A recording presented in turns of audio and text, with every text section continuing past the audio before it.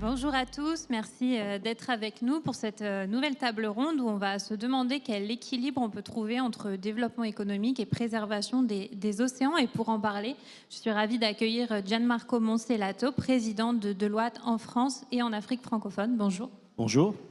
2000 milliards de dollars, c'est ce que pèse l'économie liée aux océans au niveau mondial. C'est la 7e économie mondiale. Il y a bien sûr le tourisme, le transport, la pêche. Gianmarco Monsellato, comment s'est développée cette économie de la mer ces dernières années et quelles sont les perspectives qu'elle pourrait nous offrir dans les prochaines décennies? Vous l'avez souligné, on n'a pas conscience de l'importance économique des océans.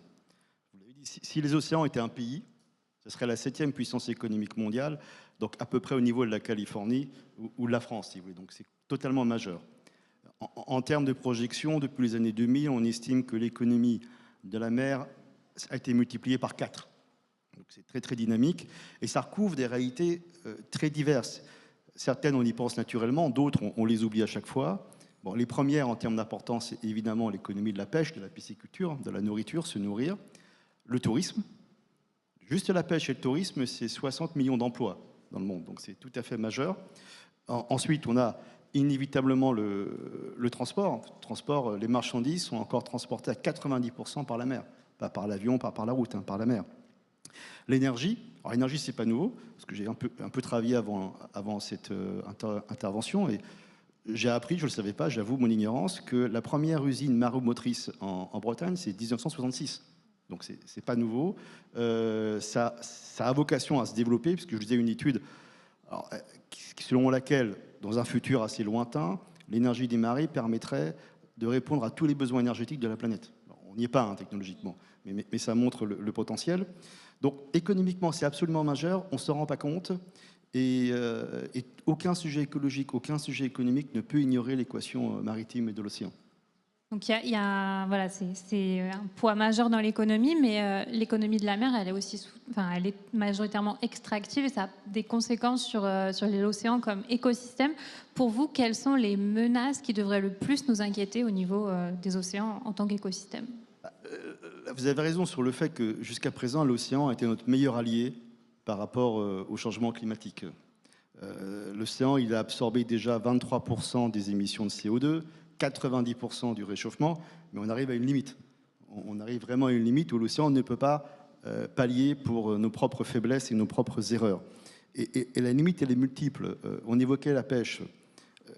On évoquait tout à l'heure la pêche intensive, mais c'est clair que la culture de la pisciculture intensive est un vrai danger pour l'océan. D'abord parce que ça crée des pénuries, acidification de l'océan, production d'algues toxiques. Donc, on a tous besoin de se nourrir, mais parce qu'on a appauvri l'océan, on est obligé de recourir à la pisciculture intensive, qui elle-même aggrave le cycle dépressif de l'océan. Donc, il faut en sortir. Les températures, l'océan ne peut plus absorber davantage la hausse des températures. Donc, on le voit dans mon pays de naissance, hein, l'Italie, hein, qui est en train de devenir un pays tropical au niveau des catastrophes climatiques. Là, on est confronté à nous-mêmes. Et rappelons-nous que l'océan, c'est 70% de la planète. Donc le message que nous envoie l'océan, c'est que 70% de la planète ne peut plus compenser nos erreurs. Donc c'est à nous de les trouver, on va en discuter. Mais on a un vrai travail à faire de mesures et d'action pour prendre la mesure du sujet, rétablir l'équilibre de l'océan pour pouvoir rétablir l'équilibre de notre société terrestre.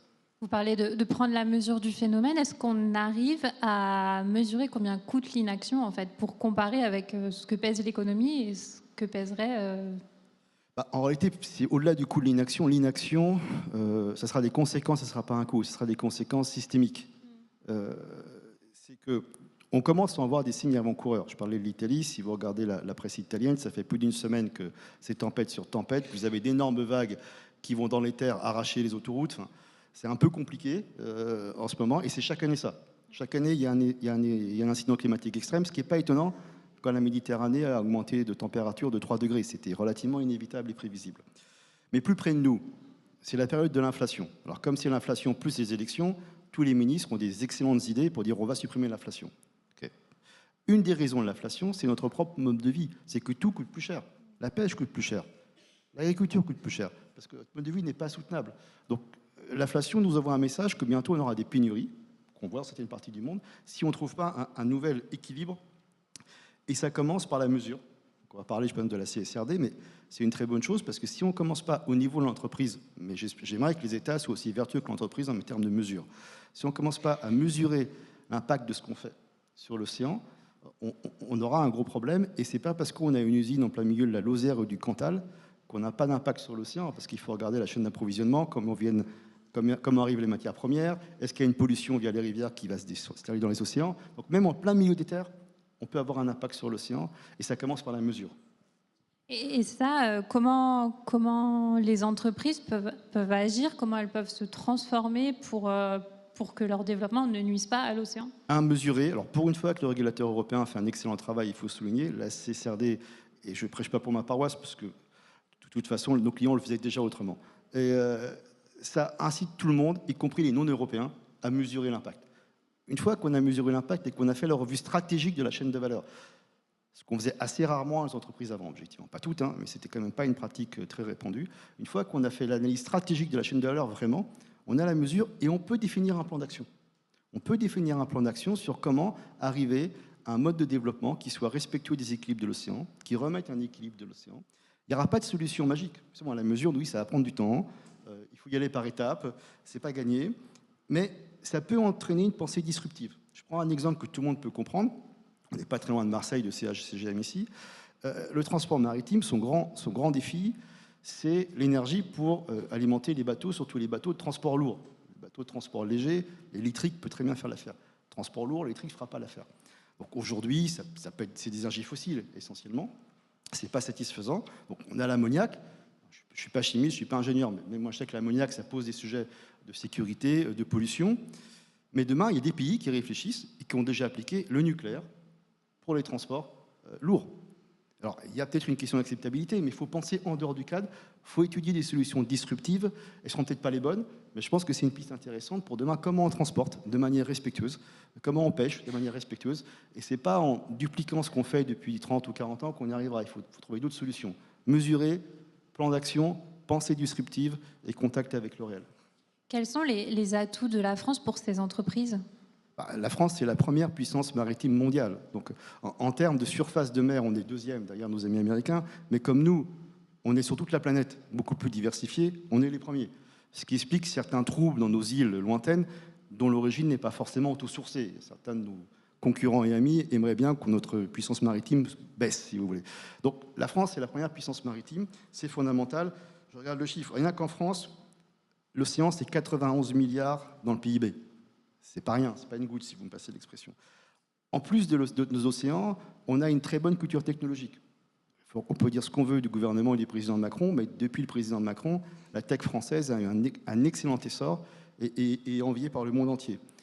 On a une industrie financière très innovante. BNP Paribas, Amundi crée des fonds et d'autres créent des fonds bleus pour aider à développer l'océan. Et pour une fois, c'est tellement exceptionnel qu'il faut que je le souligne, on a une fiscalité qui aide. Ça, c'est bien la seule fois où on peut le dire, donc il faut qu'on souligne. On a une fiscalité qui aide puisqu'elle incite le transport maritime à se développer et elle incite les investissements maritimes. Donc on a un très bon écosystème, on a plein de mesures. Il faut juste intégrer vraiment dans les chaînes de valeur le respect de l'océan et retrouver les équilibres maritimes pour la France et pour le reste de la planète. On parle de concilier développement économique et conservation des océans. Le développement économique, on le mesure toujours à l'aune du PIB. Le PIB, il a été inventé par Simon Kuznets qui disait qu'en fait, ce n'est pas un outil qui est fait pour mesurer le bien-être d'une nation. Pourtant, c'est notre boussole. Est-ce qu'il n'y a pas un problème à ce niveau-là? Est-ce qu'il ne faudrait pas changer de boussole et avoir une autre perception de ce qu'est le bien-être économique, la richesse? Oui, sans doute. Mais je pense, vous avez raison, que le PIB est sans doute un indicateur obsolète, mais on n'en a pas d'autre pour l'instant. Je pense qu'il faut surtout revenir aux vertus de la finance. Parce que j'aime dans la finance, c'est que c'est l'impératif de se confronter au réel. Parce qu'on peut avoir des très belles pensées, des très belles thèses, des très bons projets politiques et scientifiques. Tant qu'on n'a pas abordé la question financière, combien ça coûte, combien ça génère en richesse, on ne s'est pas confronté au réel. Et donc, c'est véritablement trouver les modèles financiers qui peuvent être innovants pour financer cette transition écologique maritime sur le temps long. Mais il faut que ça soit, entre guillemets, rentable. Et pour ça, là où je vous rejoins, c'est qu'on ne peut pas continuer à mesurer comme on a mesuré juste en calculant le PIB ou le profit direct. Il faut intégrer les externalités, l'impact sur les externalités. Et moi, j'appelle de mes voeux, alors là, que des gens plus intelligents que moi trouvent des modèles financiers qui permettent aux entreprises vertueuses de mieux valoriser leurs actions, y compris leurs actions cotées, hein, de mieux valoriser leur business model en intégrant les externalités positives quand elles les créent. Là, on en manque un peu. Le régulateur européen ouvre la voie. Je pense qu'il y a encore du travail pour changer nos modèles mentaux autour de la finance, parce qu'on ne fera rien sans les modèles financiers. Merci beaucoup. Merci. Et on va passer à la prochaine table ronde sur l'océan comme source d'énergie.